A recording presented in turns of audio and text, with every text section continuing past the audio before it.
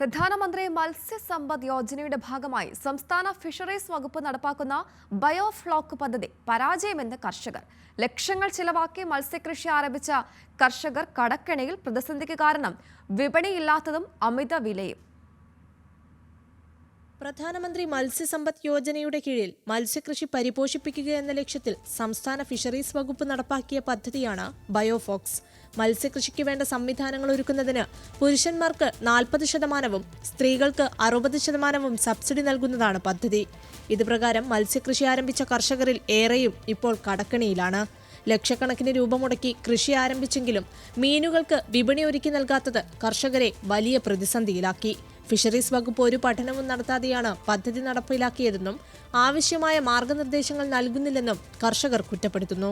പുതിയ കർഷകർക്ക് ഇപ്പോഴും അവർ പുതിയ സംവിധാനങ്ങളും പുതിയ കൃഷിക്കാരെ അവർ തേടിക്കൊണ്ടിരിക്കുക. അങ്ങനെ തേടിക്കൊണ്ടിരിക്കുന്നതുകൊണ്ട് അവർക്ക് ഫിഷറീസിനോ ജോലിക്കാർക്കോ അല്ലെങ്കിൽ ഫിഷറീസുകാർക്കോ ഇതിന് കമ്മീഷനോ കാര്യങ്ങളോ കിട്ടുന്നുണ്ടായിരിക്കും. പൊതുജനങ്ങൾക്കോ കൃഷിക്കാർക്കോ ഒരു കാര്യങ്ങളും ഇതിനകത്ത് പിന്നീട് അവർ തിരിഞ്ഞു പോലും നോക്കുന്നില്ലെന്നുള്ളതാണ് സത്യം. അതിൻ്റെ പേര് നമ്മൾ 89 ലക്ഷം രൂപ കടോ EMI ഒക്കെ പറഞ്ഞ് നമ്മൾ ജനറേറ്ററും കാര്യങ്ങളും ഓക്സിജനും കൊടുക്കാനായിട്ട് പ്ലാന്റുകളും കാര്യങ്ങളും എല്ലാം നമ്മൾ ചെയ്തുകൊണ്ടിരുന്ന ആ സംവിധാനം എല്ലാം നഷ്ടമായിട്ട് തന്നവർ തന്നെ വന്ന് സാധനങ്ങൾ നിർബന്ധിച്ചെടുത്തുകൊണ്ട് വന്ന് പോകുമായിരുന്നു സാധനം.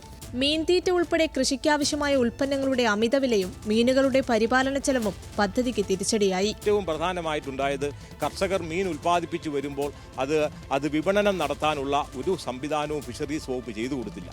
ഈ പദ്ധതിയിൽ ആകർഷകരായി വലിയ തുക വായ്പയെടുത്ത് മീൻ വളർത്തലിൽ ഏർപ്പെട്ടിരിക്കുന്ന കേരളത്തിലെ ബയോഫ്ലോക്ക് പദ്ധതി വഴി കൃഷി നടത്തിയ കർഷകരെല്ലാം കടുത്ത സാമ്പത്തിക നഷ്ടം മാത്രമല്ല കടക്കെണിയിലൂടെ ആകുന്ന ഒരു സാഹചര്യം ഉണ്ടായി.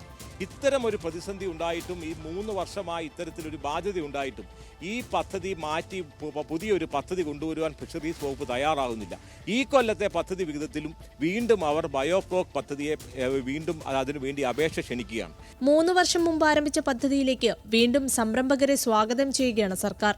പുതിയ സംരംഭകരെ ക്ഷണിക്കുന്നതിന് മുൻപ് നിലവിൽ പ്രതിസന്ധിയിലായ കർഷകരെ സഹായിക്കുകയാണ് സർക്കാർ ചെയ്യേണ്ടതെന്ന് കർഷകർ പറയുന്നു. ന്യൂസ് മലയാളം, കോട്ടയം.